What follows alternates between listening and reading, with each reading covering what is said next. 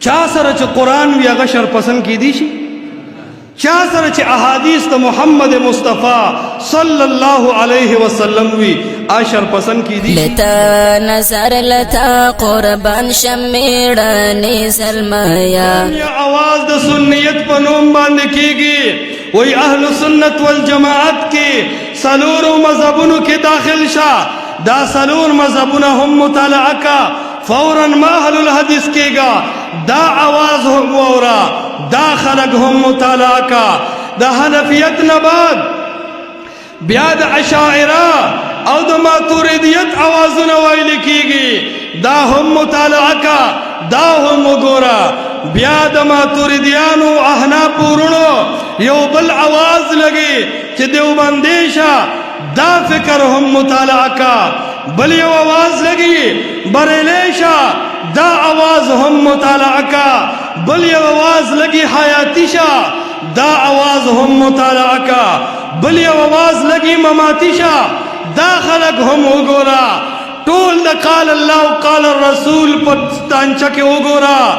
دې سره سره یو غریب مولا، یو غریب جنې چې هر قلم داغه خلاف دی، هر فتوا داغه خلاف ده، هر امی داغه خلاف ده، هر عالم داغه خلاف ده، هر مفتی داغه خلاف ده. هغه ته وهابي وایي، هغه ته سلفي وایي، هغه ته محمدي وایي، هغه ته اهل الحدیث وایي، څوک ورته غیر مقلد وایي. هغه هم د خپل منبر نه یو آواز کوي، هغه هم یو مدعا لري، هغه هم یو نظریه لري. هغه وایي اطیعوا الله واطیعوا الرسول. ای خلقه تا د شیعګانو آواز واورېدو، زه هیڅ نه وایمه. تا د حنفیانو آواز واورېدو، زه هیڅ نه وایم. ته د شوافعو آوازونه اورې، زه هیڅ نه وایم. ته په یو مذهب اسلام کې د ماتوریدیت او د اشاعرو چغې وهې، زه هیڅ نه وایم. ته د حنفیت او دیوبندیت چغې وهې، زه هیڅ نه وایم. ته د حیاتي او مماتي چغې وهې، زه هیڅ نه وایم. خدا عوام پرېږده، زه د قرآن چغه وم، زه د احادیثو د محمد مصطفی چغه وم، زه د اطیع الله پیغام وړاندې بوزم، زه د اطیع الرسول پیغام مخکې بوزم. عوام پرېږده، دی په شکوکو کې ما چوه، دا په شبهاتو کې ما چوه. پرېږده چې ټول آوازونه واوري، پرېږده چې تمام افکار وګوري، پرېږده چې تمام نظریات وګوري.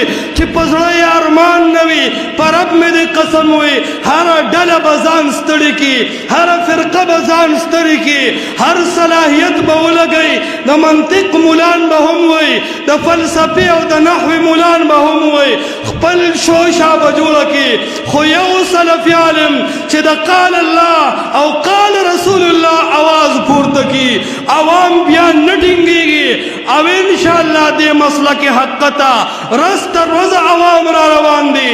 او بعید نه د مردان والو چې دا د قرآن او د حدیث پیغام به الله د دنیا ګډ ګډ ته رسوي.